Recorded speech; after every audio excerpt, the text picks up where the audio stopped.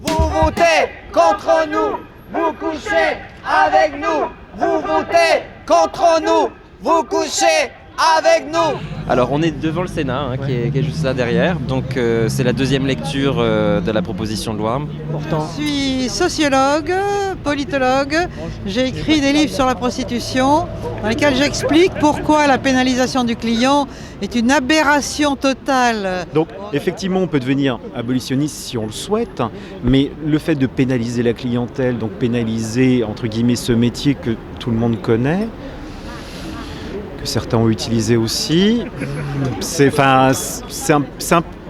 Le but des personnes qui demandent la pénalisation du client, c'est de libérer ces pauvres prostituées victimes, libérer ces femmes qui, etc., aller contre la domination masculine.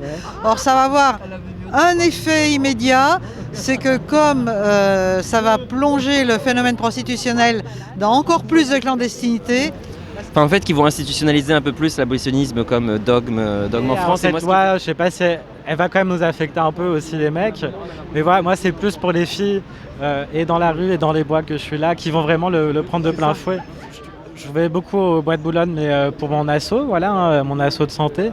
Et c'est vrai que les garçons qui sont là, les filles aussi, les trans aussi, c'est des migrants et qui ont peu de droits ouverts, autant en termes de papier que de santé, etc.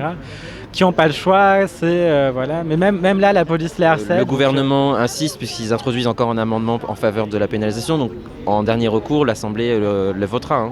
Il y a des personnes qui parlent en notre nom, les politiques et les féministes, halte à l'idéologie. Il faut soutenir les travailleurs et travailleuses du sexe qui sont les mieux concernés et les plus habiles de dire à nos parlementaires ce dont ils et elles ont besoin pour faire leur métier, le faire en toute sécurité. Déjà, commençons pour écouter les personnes concernées par le non-trafic des êtres humains, par la non-exploitation à voie sexuelle.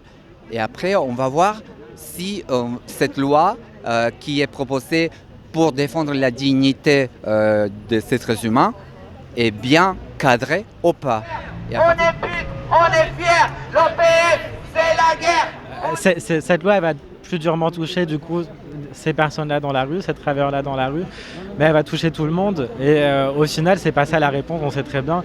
La réponse au problème d'exploitation ou de traite, c'est pas une réponse de répression en tout cas, c'est une réponse d'aide sociale, de donner les moyens aux personnes qui ont envie de s'en sortir, de s'en sortir. Toute répression aboutit à une invisibilisation de la prostitution, et du coup l'invisibilisation, les conséquences directes, c'est la mise en danger, notamment des travailleuses du sexe. pour celles qui effectivement vont voir les clients se raréfier, d'une part, il y aura effectivement la négociation du préservatif qui sera plus difficile, et puis ça veut dire aussi pratiquer dans des conditions plus dangereuses, parce que elles ne pourront pas en vivre si il n'y a plus de clients. Je pense qu'il y a aussi une volonté de lutter contre l'immigration en s'attaquant à des populations qui ont le travail sexuel, qui trouvent une ressource économique via le travail sexuel.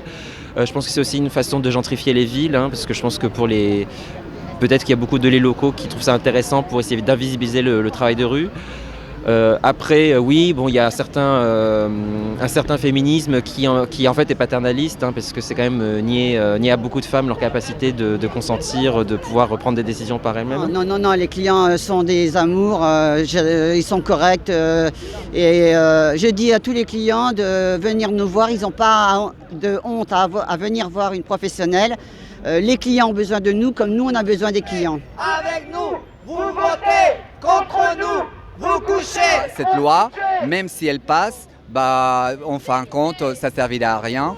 Oui, ça va servir à quelque chose, c'est à rendre plus précaire ce qui est déjà précaire, comme ça peut être les personnes trans qui seront les plus touchées par la pénalisation des clients, car leur autonomie et leur liberté sera remis en question une fois de plus. Et c'est pas en votant ce qu'ils veulent voter là que ça va s'arranger, parce que ceux et celles qui sont dans cette situation vont être mis à l'écart, vont se réfugier dans les bois, dans des caves, et là il y aura encore plus de risques de violence, de problèmes sanitaires, de demander à avoir des rapports non protégés. Or, ce qu'il faudrait, c'est que l'État mette des gros moyens, notamment pour celles qui sont sans papier, pour les prendre en charge et les prendre vraiment sous sa coupe. au niveau sécurité, leur permettre d'apprendre le français, de les loger et de pouvoir avoir une vie normale comme tout le monde, plutôt que de mettre tout le monde dans le même sac et de rien comprendre à ce qui s'y passe, qu'ils aillent voir les associations qui travaillent directement avec les travailleurs et travailleurs du sexe et ils comprendront. Les aides sociales prévues dans ce projet sont conditionnées à l'abandon de la prostitution. Donc ça veut dire quoi? Un flicage de la part de qui? Des flics, des assos, sûrement comme le NI qui adore faire ça. Voilà. Donc c'est vraiment pas la solution. Ce qu'il faut, c'est juste décriminaliser, voilà, que ça soit plus un délit la prostitution et appliquer le droit commun, le droit du travail. Et puis là où c'est hypocrite, je pense que c'est qu'on prétend nous aider alors que les personnes les plus opposées à cette loi, c'est les travailleurs du sexe. On ne lutte pas contre la précarité, on ne lutte pas contre les discriminations, les inégalités économiques au niveau du genre. Je pense Moi, je pense que déjà pour la protection des victimes, il y a des lois, comme je dis. Au milieu, celles qui sont conditionnées par l'exclusion, il faut voir comment, à niveau social, on peut aider, créer vraiment des discours, des dispositifs clairs. Mais pour la libre et l'autonomie, les personnes qui le font avec cette approche-là, c'est eux qui posent la porte d'entrée et c'est eux qui posent la porte de sortie, qu'on ils le voudront ou pas. Moi j'ai choisi, pourquoi? Parce que j'aime ce métier, j'aime les relations de clients, donc de tous clients catégories différentes. Et ça, c'est un privilège parce que je préfère les clients à mes amants. Moi, je pense que c'est une majorité de femmes qui choisit de faire ce métier-là et qu'une minorité est en réseau et donc contrainte de faire ce métier-là. Que si vraiment vous considérez que c'est pas un choix, moi je veux bien. Le travail, je pense aussi que le travail, c'est pas un choix. Mais dans ce cas-là, qu'est-ce qu'on fait pour que les travailleurs aient plus de choix pour ne pas faire les métiers qu'ils n'ont pas envie de faire? C'est la même chose, c'est un métier comme un autre. Que ce soit le travail sexuel ou un autre, d'ailleurs. Après, aux questions du niveau choix, est-ce qu'on choisit d'être ouvrier agricole? Est-ce qu'on choisit d'être caissière à Frampy? Soit on nous donne vraiment d'autres alternatives économiques, et dans ce cas-là, je sais pas, qui nous donne un RSA à 1 500 € par mois, et peut-être éventuellement j'arrêtais le travail sexuel. Mais là, c'est pas comme ça, c'est pas comme ça qu'on va l'arrêter. En plus, le pire, c'est qu'ils conditionnent l'aide à l'arrêt de la prostitution. Donc même, par exemple, sur la question des papiers ou sur d'autres choses, il y a très très peu de gens en réalité qui vont bénéficier de le soi-disant volet social de la loi. Oui, après, tout le monde n'a pas non plus un fusil sur la tempe pour se prostituer non plus. Il y en a qui le font aussi par choix et elles sont là aussi pour le manifester aussi. C'est un échange de services, elles ne commercialisent pas leur corps, elles commercialisent un service, comme beaucoup de services, comme les coiffeurs, les masseurs. Nous sommes heureuses de faire notre métier pour moi personnellement, c'est mon cas, mais plein d'autres filles, c'est leur cas. Il y a des personnes qui ont besoin, même médicalement ou hygiéniquement, des services payants, je comprends complètement. Tout à fait. L'esclavage moderne existe dans d'autres corps de métier, que ce soit la couture, la confection, le bâtiment. Pour autant, on n'interdit pas ces métiers. Ça emmerdera les traditionnels, les indépendantes, il y en a beaucoup plus qu'on ne croit. Les femmes choisissent. Après, ça ne veut pas dire qu'on choisit forcément toutes dans des bonnes conditions. Mais la vérité, c'est... Franchement, une esthéticienne qui épile des chattes toute la journée, je ne suis pas sûre qu'elle ait une vocation profonde pour ça. La question n'est pas de dire qu'il y a des vocations vers ça. Mais par contre, à un moment donné, il faut gagner sa vie. Et il y a des femmes qui décident de vendre un service sexuel. Il y a une libéralisation quand même de la parole aujourd'hui par rapport à ces jeunes filles qui sont étudiantes et qui ouvertement le disent, se prostituent aussi pour terminer leur fin de mois. Là, ce qui se passe, c'est qu'en gros, on cible une catégorie particulière de la population qui est particulièrement précaire et on l'écrase encore plus. Que tu as des garants, que tu as tout ce qu'il faut, déjà tu galères, mais alors si en plus t'es pute et que tu n'as pas de papier, que tu as la loi sur le proxénétisme hôtelier et machin. Et forcément, c'est là où il y a des abus, c'est là où il y a des gens qui exploitent la situation en faisant payer des surloyers, ce genre de choses. Exactement. Mais ça, le gouvernement, ils s'en foutent complètement parce que de toute façon, ils ne connaissent pas la réalité. Ils pensent qu'il suffit d'arrêter les clients et que tout d'un coup, il n'y aura plus de prostitution et qu'il n'y aura plus de traite. Comme si la traite était causée par la demande des clients et il n'y a rien par rapport au rapport Nord-Sud. Là, en ce moment, il y a une crise on parle d'une crise des réfugiés et là, c'est exactement le même problème. Effectivement, il y a des passeurs qui tirent bénéfice du fait que les gens doivent migrer.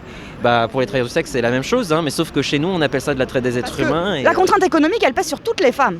De toute façon, la contrainte de travailler, la contrainte économique, elle pèse sur toutes les femmes, sur tous les individus dans notre société, sur les femmes aussi. Donc il y a une contrainte qui est de l'ordre de l'économique. D'accord. Et moi je suis pour qu'on affaiblisse cette contrainte, mais pour tout le monde, pas juste sur les travailleuses du sexe. Au niveau du monde associatif, ça, je pense qu'il y a de plus en plus de gens qui comprennent les enjeux. Là, cet été avec Amnesty International, je pense que c'était assez intéressant. Et puis je pense aussi que le mouvement des travailleurs du sexe au niveau mondial aussi se structure et est de plus en plus important. On va continuer à lutter de toute façon. Parce que je pense qu'on ne peut pas compter sur ces mecs-là pour nous pondre des lois qui soient en adéquation avec ce qu'on veut. Mais on va continuer à se battre. C'est vraiment dommage qu'un gouvernement qui se dit de gauche, en fait, et que la gauche en général, parce que c'est pas que le gouvernement, n'est pas capable de voir et de comprendre des luttes de femmes migrantes qui devraient soutenir. La réalité va le rattraper parce que pareil que comme ça a été pour la loi sur le racolage, de toute façon les résultats vont être catastrophiques. Mais pour eux, ça va être tout simplement de dire oui, on s'est trompé. Donc on va faire tout le possible pour revoir comment créer une fois de plus une loi beaucoup plus cohérente. Donc c'est trop simpliste. Quel temps